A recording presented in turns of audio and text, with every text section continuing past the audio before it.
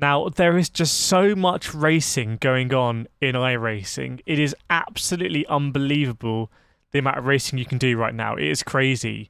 You can start in MX5s and do that. You can go into open wheelers, Formula 3.5, IndyCar. You've got the F3. You've got the GP with the Mercedes Formula 1 car. You've got the classic GT racing. You've got VRS Sprint. You've got IMSA. You've got the European Sprint Series. You've got Fanatec GT3. You've got Ferrari Fixed. You can use your prototype cars here at IMSA as well, another series. Like, the amount of racing and the amount of quality tracks is just absolutely unbelievable.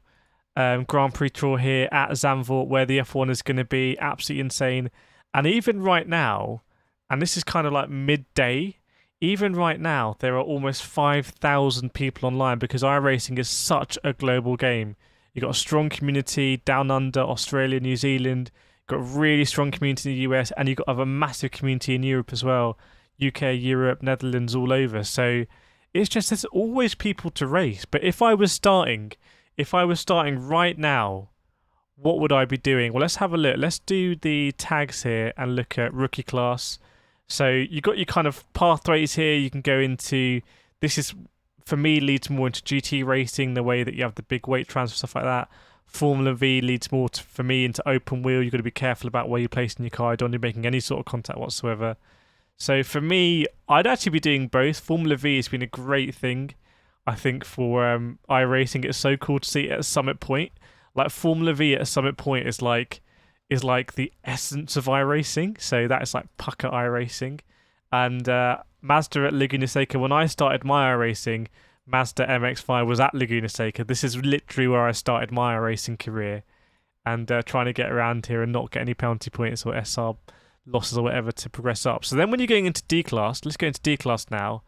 This is like, I mean, D-Class is huge. I mean, you can buy your Ferrari 488 and do Ferrari GT3 fixed, which is absolutely great. So it's great you can do that in D-Class. If you've done Formula V, you might want to go into Skip Barber, race at Chicago. I've actually never raced at Chicago. It looks like a cool circuit going over the river. You've got the GT4 Challenge. I wouldn't really do that. GT4 car's a bit weird for me. This Porsche G3 Challenge, also a little bit weird for me, although it is at Spa. But then you've got the touring cars is now a lot better because you've got 4 touring cars now. I haven't driven the Hyundai yet. I've only driven the Audi, but I need to drive these other ones. I want to drive this Type R as well. But they show me the Hyundai there, but I want to drive the Type R. What else have we got? We've got Formula Renault 2.4. We've got this one. People say is a really good car to drive, like better than the F3. I've never driven it, so I don't know about that. BMW Sim, interesting series. I don't know what this is about. That might be a close one, actually, with the M4. And then Nürburgring Endurance, pretty cool race you can do here with loads of different cars. That's a great one. You can do that solo as well, can't you? So, yeah, a lot of cool stuff. But for me, I'm looking here at the Ferrari G3. You can do Fanatec Challenge as well. This has got a load of different cars. Actually, I thought it had more than 2. Only 2 cars now. Wow, I thought it had different cars. Maybe I got that wrong. I think that series used to have more cars in it. I'm thinking about SimLab, my bad. SimLab has these 4 cars. If you're absolute mad lad, you can go in the Mustang. But you can take your MX-5 here and race other cars as well. Oran Park Raceway, another great, like, traditional iRacing circuit. So you get through D-Class, and you can do a lot of the special events in D-Class as well if your safety rating is high enough, I believe. So when we get to C-Class, you basically... In C-Class, you can basically do everything, right? I mean, you can already drive the Mercedes F1 car in these series. You've got fixed and you've got the open setup. You can do, which is for me, like, I cannot wait to do my next GT Endurance. I need to speak with the boys and do another one of these and get...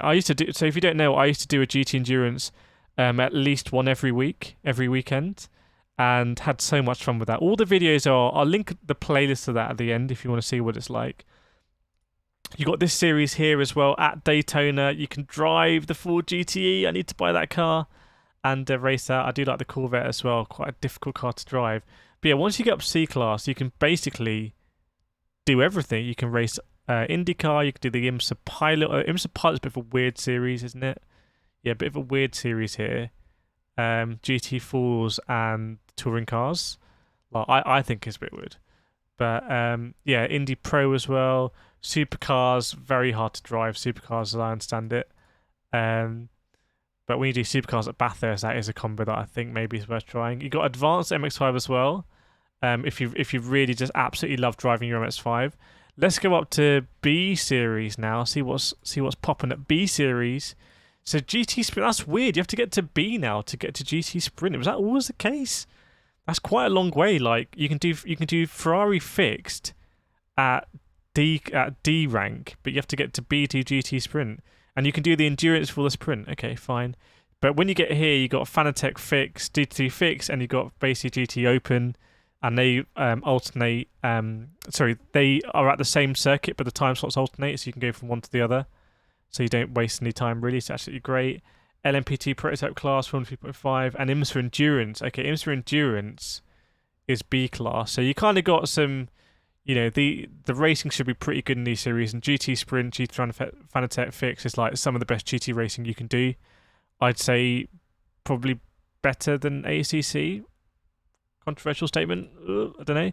Right, let's go up to A class, see what A class is saying. We've got the GP series. I don't know what the difference in GP series here and the GP ones we saw earlier, actually. I don't know why this is reserved for A class, but anyway. You got European Sprint, but we saw European Endurance earlier.